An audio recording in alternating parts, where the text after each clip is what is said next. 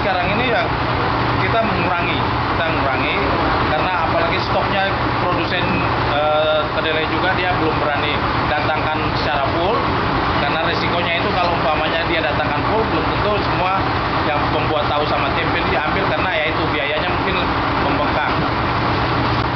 Kalau umpamanya kenaikan berarti ya satunya jalan kita harus naikin harga juga, Pak. Iya. Ya, kita naikin harga. Otomatis itu. Karena kalau nggak begitu, ya kita kerja sia-sia, nggak dapat apa-apa. Supaya nggak PHK karyawan, ya kita naikin harga kedelai. Oke. Biar nggak tahu sama tempe.